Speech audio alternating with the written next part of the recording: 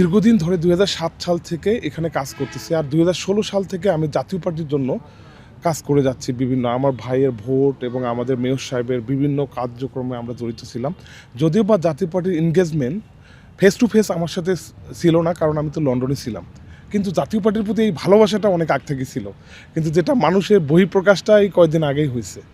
এটা তো আমি আশাবাদী সব ব্যাপারে। এক আসনের উন্নয়নের জন্য আমাদের জাতীয় পার্টির একটা ইশতেহার আছে এবং সেটা এখনও পাবলিশ হয়নি, এবং ভবিষ্যতে আমরা আমার যে পার্সোনাল যে একটা পার্সোনাল একটা ইশতেহার, এই দুটার সমন্বয়ে আমরা যে কাজগুলো করব সেটা আপনারা পরবর্তীতে দেখতে পারবেন ইনশাআল্লাহ। আমার মাঠ এরকম মনে হয় না যে জাতীয় আমাদের বিগত দিনে তার চেয়ে অনেক ভালো। হ্যাঁ, জাতীয় পার্টির মাঠ ইনশাআল্লাহ। এবার আমরা জাতীয় পার্টির সর্বত্র একটা গণজোয়ার তৈরি হয়েছে। এই কারণ আমাদের এই গণজোয়ারটায় আশা করি আমরা এই জাতীয় পার্টি বাংলাদেশের যে একটা শ্রেষ্ঠত্ব দল, এটা আপনারা পর্যায়ক্রমে এটা প্রকাশ হবে ইনশাআল্লাহ।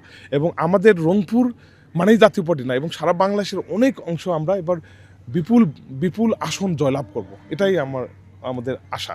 জাতীয় পার্টির 243 আসনে প্রার্থী দিয়েছি। তার মধ্যে আমরা তো চিন্তা ভাবনা করতেছি যে মিনিমাম ইনশাল্লাহ 100 আসন টার্গেট করেছি আমরা।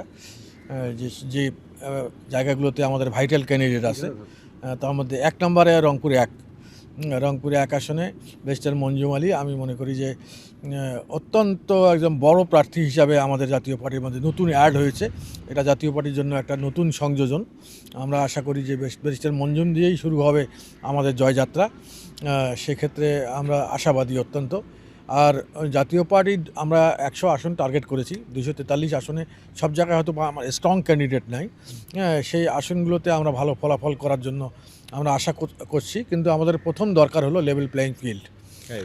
আমাদের আইন শৃঙ্খলা পরিস্থিতির উন্নতি, প্রত্যেক প্রার্থী যেন তাদের নিজ নিজ কাজগুলো তারা সঠিকভাবে পালন করতে পারে।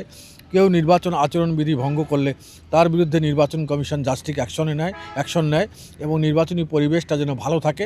মানুষ যেন আগ্রহ প্রকাশ করে ভোট দেওয়ার জন্য। 17 বছর থেকে মানুষ ভোট দিতে পারেনি অনেকেই, অনেকে আক্ষেপ আছে। সেই কারণে মানুষ এই যাদের নিরাপত্তাটা যেন বিঘ্নিত না হয় সে ব্যাপারে সরকার এই দায়িত্বটা অবশ্যই পালন করবে। আমরা আশাবাদী যদি সুষ্ঠু লেভেল প্লেয়িং ফিল্ড থাকে, আইনের সঠিক প্রয়োগ থাকে এবং প্রত্যেকটা প্রার্থী তার নিজস্ব কাজগুলো সঠিকভাবে নির্দ্বিধায় করতে পারে, এই কাজগুলো যদি হয়ে যায় তাহলে অবশ্যই ইনশাআল্লাহ জাতীয় পার্টি ভালো ফলাফল করবে, এটা আমরা প্রত্যাশা করি।